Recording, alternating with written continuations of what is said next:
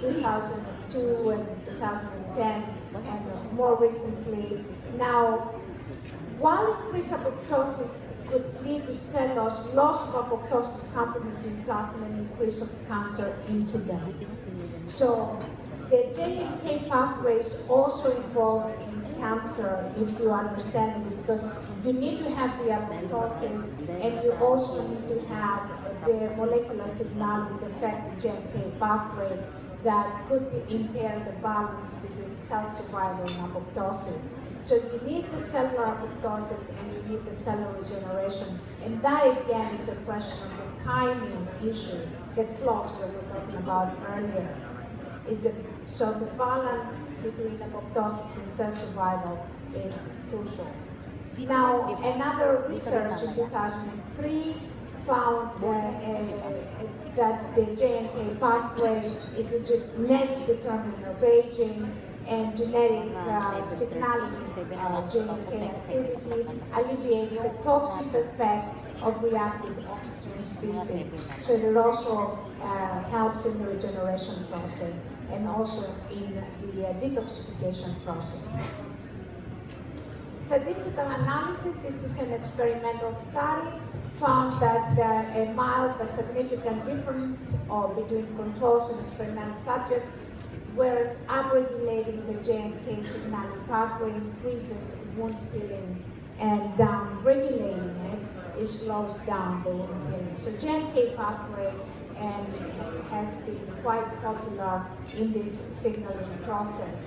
As you can see, it's a very, very complex process, and there are growth factors, there are cytokines, there are growth factors and MMPs, and a lot of different aspects that are involved in wound healing, and I can go a little bit more in detail in the future slides.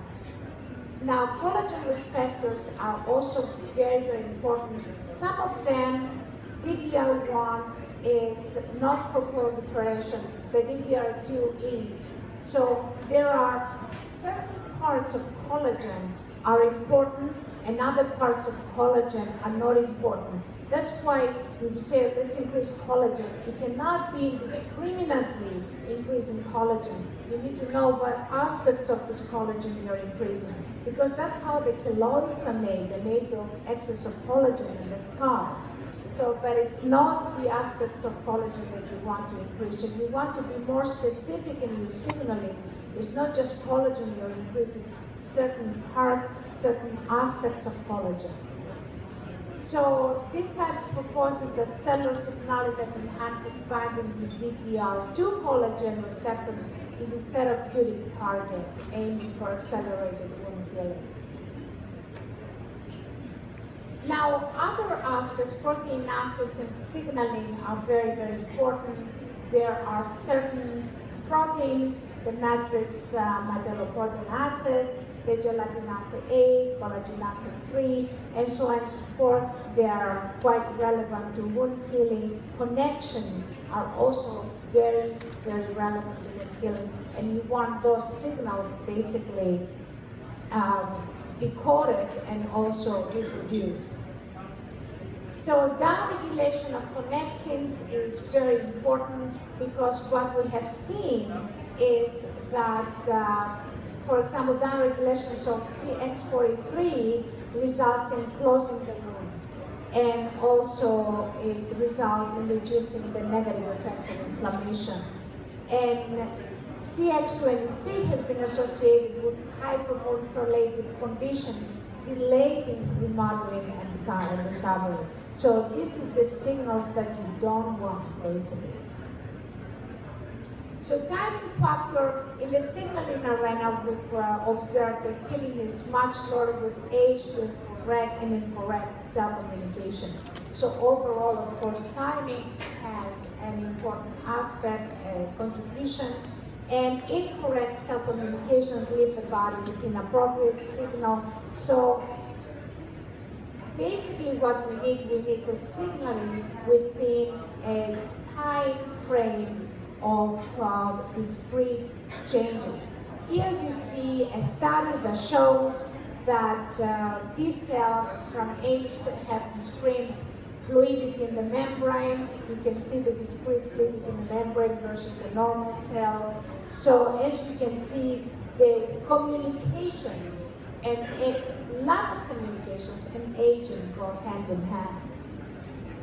So it has been found that keloids involve an increased ultimately activity of pharyngeal cytokinase like the PGF, IGF-1, interleukin-1 especially. So it's the timing that is very important and how the signaling is connected to this timing. So more specialized research is needed, of course, for specific signals, and timing determines the alignment, order, and appearance or disappearance of the signals, because an extended signal could be damaging, and also a signal, of course, that you don't come on time, again, it will not get the actual process completed. So there are several factors acting all together. This is a dynamic multi-process that involves a matrix of signals within a matrix of specific timers. So this is the concept of body tuning. What we do is we decode the signals and we reproduce, we introduce the signals to the body within specific times, and these signals can alternate according to a sort of a key process that takes into consideration circadian clocks of the cells. Thank you very much. May we request Dr. Sofra to please remain on stage for the Q&A scientific forum. And also let's all welcome back our moderator, Dr. Thelma Tamayo Rojas.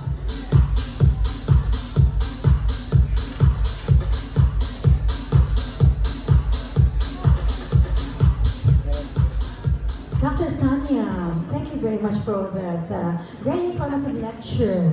You know, you're such a good model of this circadian body tuning, and you truly walk the talk, right? Okay, and I know everyone here share with me the same comment. Okay, doctor, one question. If I am your patient, I would come to you and ask for this thing that you're talking about, the circadian body tuning for anti-aging. I want you to counteract the effect of time and gravity on my skin. So